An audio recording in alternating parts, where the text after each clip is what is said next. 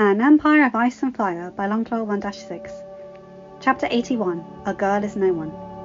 Mentally cursing, John felt his fingers slip once again. Couldn't they put straps in the front? He thought, beginning his third try to fasten his leather armour. Ollie usually helped him, but he had given the boy a day off, and the Emperor suffered great frustration for it. So such frustration began to leave him as two slender arms wrapped around his waist. "Having trouble, my Emperor?" came a soft voice, kiss placed between his shoulder blades. No, John kept fumbling with his ties.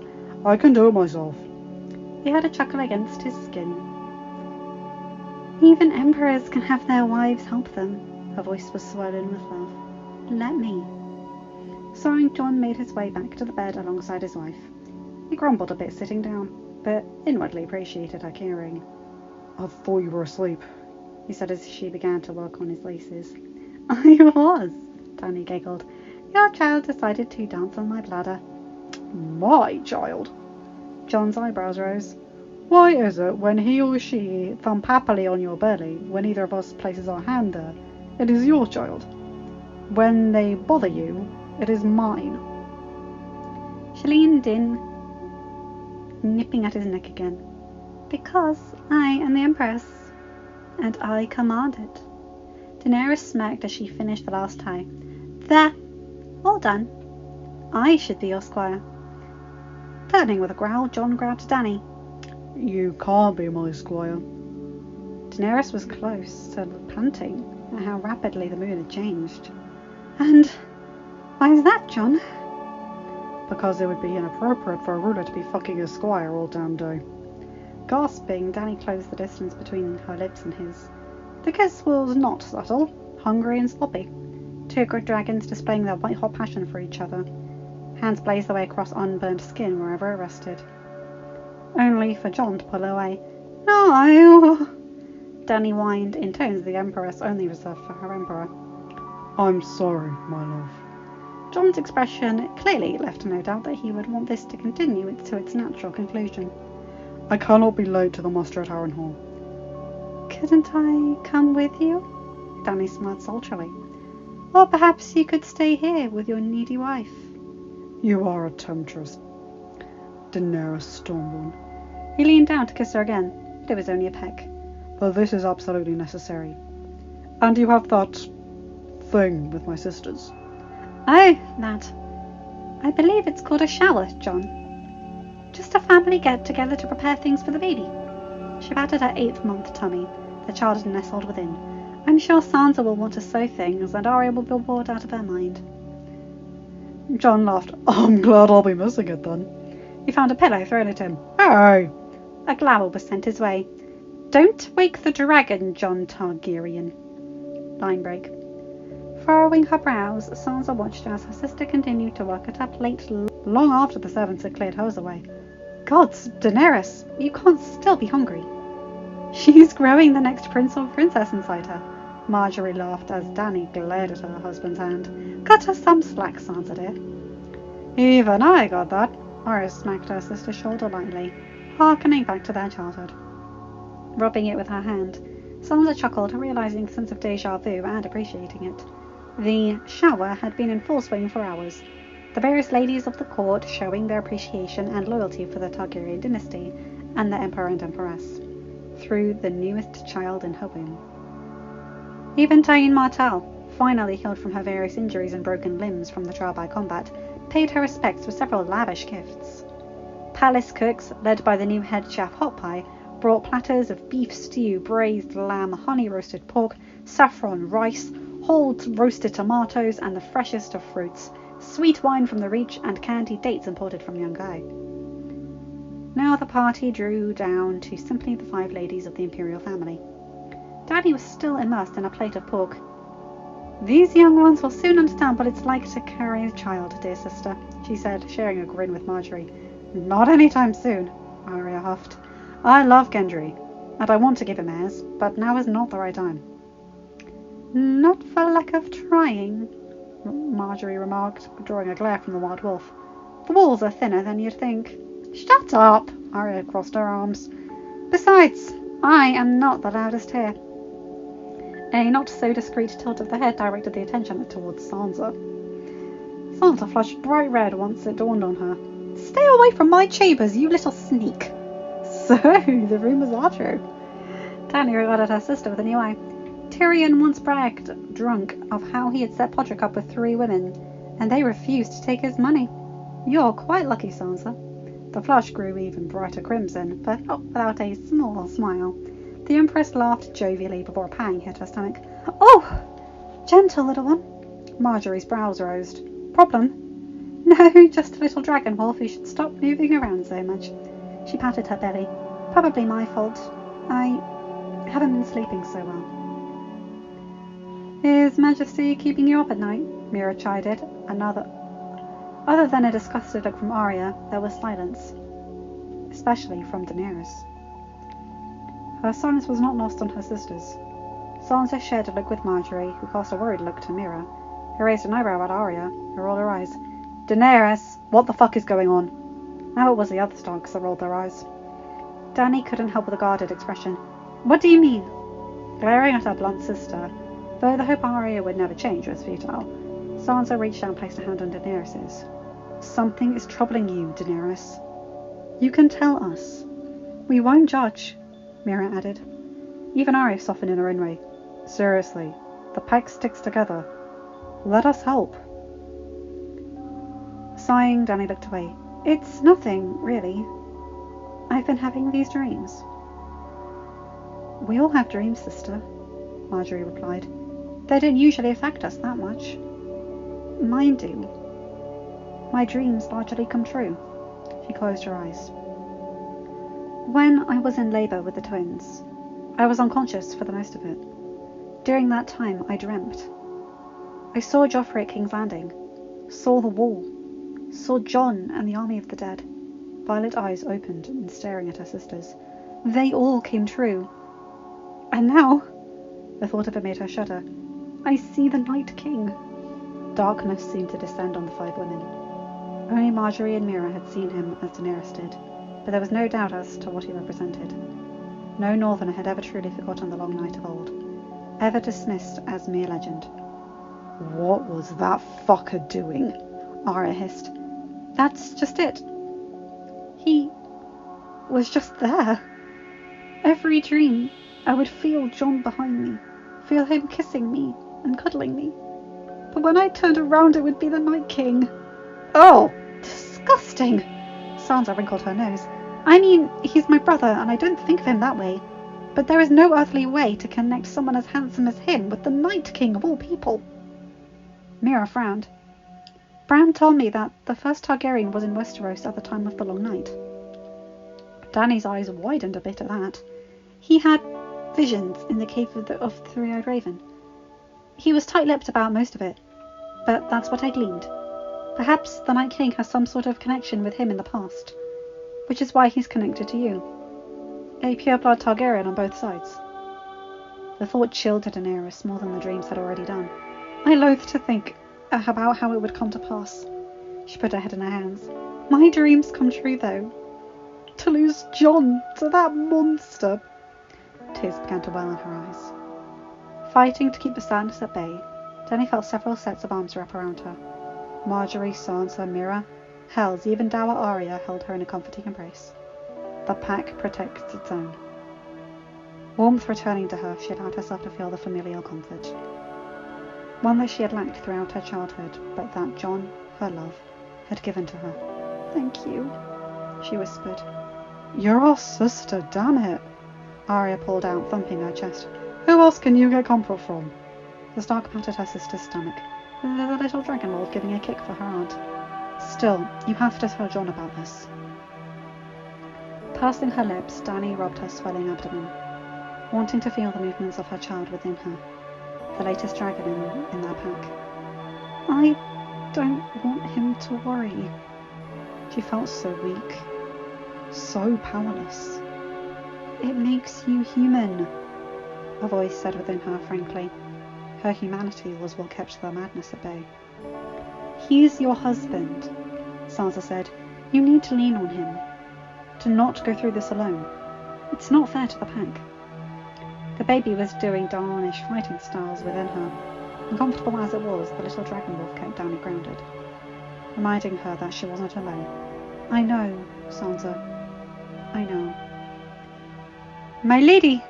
5 sets of eyes turned to find a young servant, looking quite intimidated at the most powerful women in Westeros.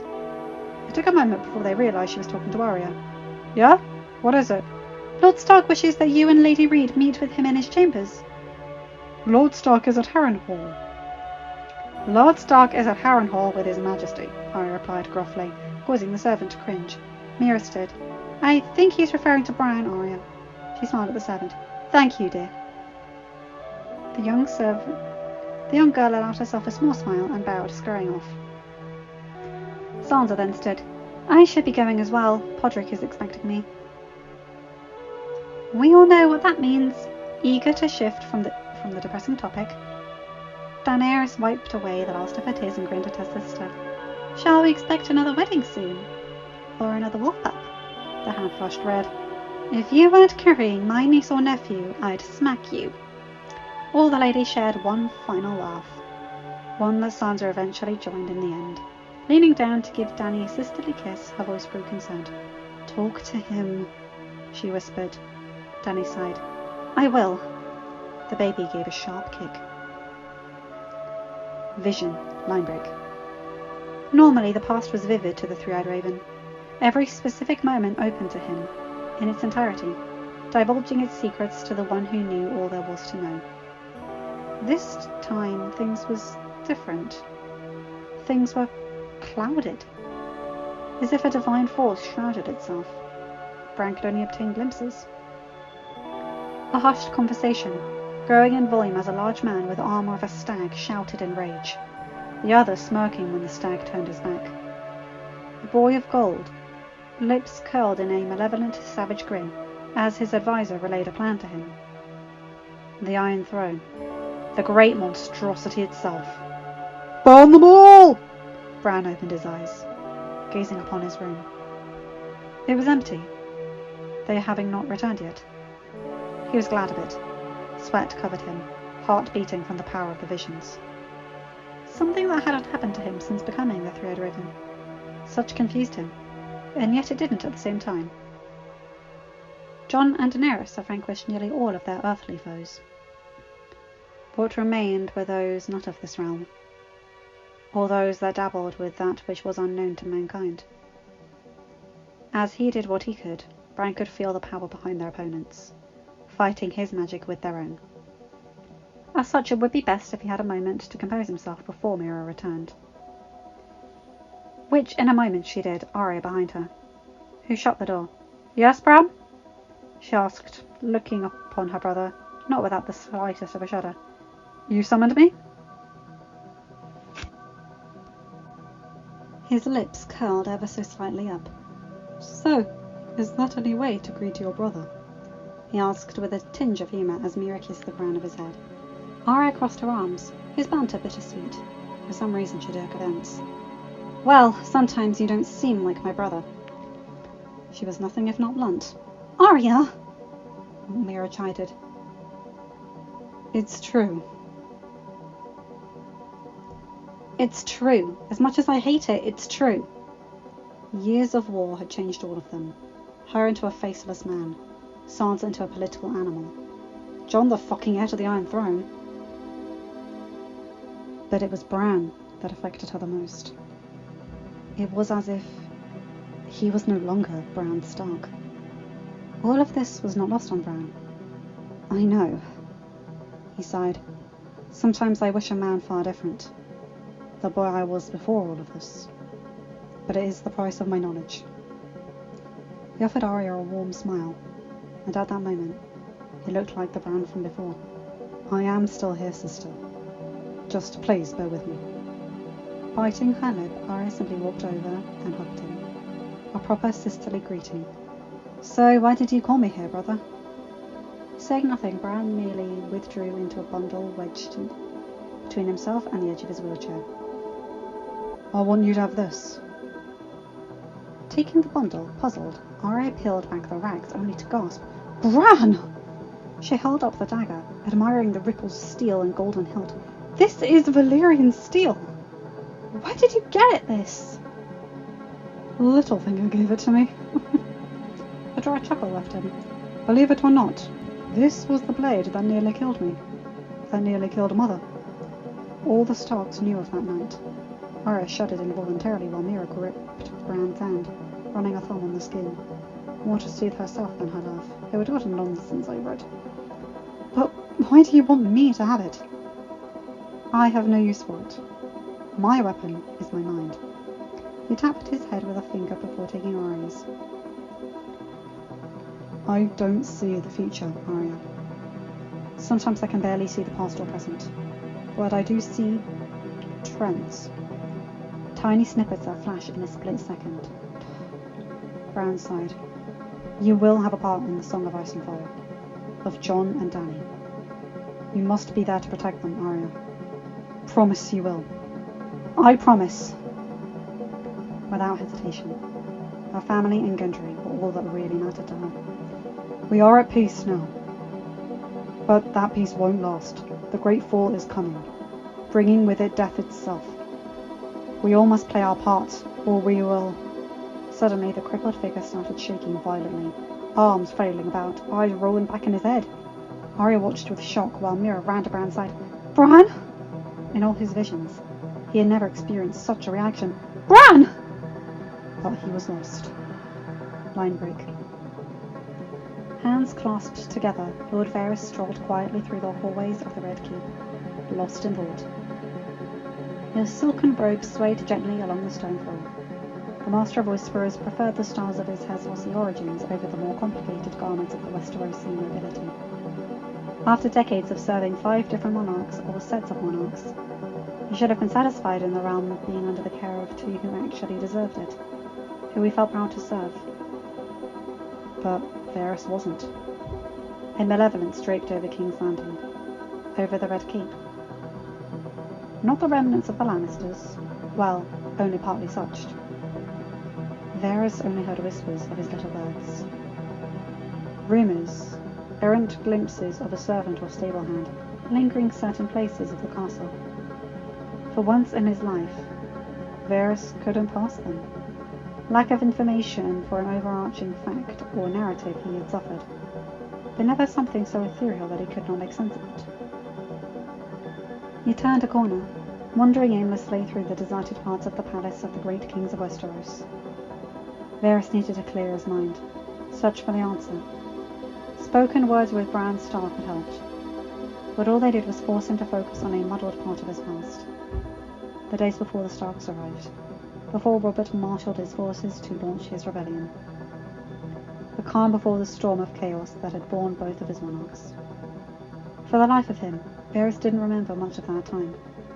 Little snippets overshadowed by the literal inferno that would break out as soon as Rickard and Brandon Stark took their last breaths. God, what could it be? It gave him a headache. Just as he was about to turn another corner, he heard whispers. Silent, velvet sandals, making not a sound as they slid across the smooth stone floors. He managed a quick peek into the other corridor. What he found caused Varys puzzlement. Littlefinger, talking to an old washerwoman in hushed tones. Why the Master of Laws was in there, talking in an empty portion of the castle? Why he bothered talking to a mere washerwoman? He can never get information he wants. He can get whatever information he wants from his brothel. A second peek found Littlefinger gone, leaving the washerwoman alone. Sighing, Varys moved to investigate. He was the Master of Whisperers, and a purveyor of misery could easily find their small folk allies stolen from a purveyor of happiness. Within him, a small voice said he was being overconfident. Varys ignored it. Excuse me. The washerwoman jumped. It wasn't just startling, but more as if she hadn't expected to be snuck up on. What did he want? I do not know what you are talking about, my lord, she replied. I hesitate to ask what Lord Baelish would want with you, unless... Varys trailed off, memories tumbling into place. Of a plan to dispatch Robb Stark. One of Joffrey's many rantings, of a meeting long ago within this same palace. In spite of himself, his jaw dropped like a fish, only for a sharp pain to enter his gut. The waif drew the dagger from the eunuch's stomach, watching him crumple to the ground, not without satisfaction. Killing a man, it filled her with exhilaration, that and envy being two of the few emotions no one allowed herself to feel. But after a moment, the satisfied smirk fell. This was also a shot across the bow. No turning back. They would have to move now, or risk losing all opportunity. Fuck. Determined scowl on her face, not in any way that of a kindly old servant, she dashed off around the corner, leaving Varys to face his fate. Hauling himself into a seated position, each movement just sending stabs of pain through his system, Varys gazed up at the coffered ceiling with the realization of death. I shall die an empire, he mused silently, only before he could warn his monarchs of the evil in their midst, the depths of such betrayal. Of the memory that was now full and vivid within his mind. Outside, on the window ledge, a single raven perched, cawing at nothing in particular. Such jogged Varys' memory. In his last conscious thought, he let out a whisper, his final words before the sweet embrace of death draped over him. The Mad King! The Mad King! Line break. Bran! Bran! Bran! His irises came back to interview as Bran blinked himself awake. Unlike before, his face was a checkerboard of emotions, as if Brandon Stark and the three-eyed raven battled for dominance, terror battling with a more pensive worry. Arya's heart thumped. What? What's happening? Coming back to his surroundings, Bran started to breathe rapidly. Daenerys is in danger. Mira gasped. What? Arya's jaw clenched in fury. By who? He gazed at his sister. No one. Only a moment passed before Arya's eyes widened. Without another word, she dashed off. Line break. He certainly looks like a Stark. Little John cooed as Daenerys stroked his cheek, swaying softly. With the blood of Eddard Stark and the Queen of Thorns? Any foe would rue the day they crossed the north. Marjorie laughed. I doubt they would, considering his uncle and aunt had dragons at their disposal. That is true. The Empress watched as her nephew drifted off to sleep in her arms. So it's decided that he is the heir to the north? Aye, Robb is the warden of the north. To have his eldest be groomed as the heir of Highgarden would be a political slight to the other lords. Neither of us want another Bolton situation. Daenerys' eyes darkened. Jon and I would never allow it. Fire and blood. The Lady of Winterfell nodded. No doubt, but it's best not to get to that point. Our second child will take the helm of Highgarden and the Reach, while Jon here will be the next warden of the north. She smirked, holding her head in her hand. Starks controlling both the Empire itself and the two most powerful kingdoms. Grandmother is likely proud of how the Wolves of Winterfell, which is often stated were the least political in the Seven Kingdoms, turned out to tame the dragon and the rose. It was a rather poignant observation. Well, Jon is a dragon himself, though I guess Lyanna began the whole direwolf takeover of the Seven Kingdoms. Daenerys handed back the sleeping Jon Stark to his mother. Melisandre would say it was prophecy. My brother Rhaegar thought the same. I hate to agree with such, but... Suddenly Missandei burst into the guest chambers, Grey Worm and half a dozen unsullied behind. He barked orders in Valyrian, eyes scanning the chambers with a crazed determination. Your Highness! Missandei walked up to Dany, who shared a puzzled and apprehensive look with Marjorie. Are you all right? Zeal off, Red Keep! Grey Worm was not taking chances. No one leaves the wings of castle. Missandei, what's... She was cut off as baby Jon began to wail. Marjorie struggled to calm him down. Lord Varys is dead. Dany's eyes widened. The Crown Prince and Princess have been attacked. What? There is no time, Empress, Grey Worm stated. We must secure you in your chambers. Dany shook her head violently. No! I must get to my... Ah! She gripped the back of a chair, bending over in pain. Her handmaiden rushed to her. Your Highness? No, she pleaded through gritted teeth. It's too early. Ugh! The Empress screamed as her water broke. End of chapter. Hi guys, hope you enjoyed that one because... Oh boy. Drama. The little one's on her way in the worst time possible. Though one little note there, during the shower, I like how they mentioned Hot Pie took over the kitchens. I like that.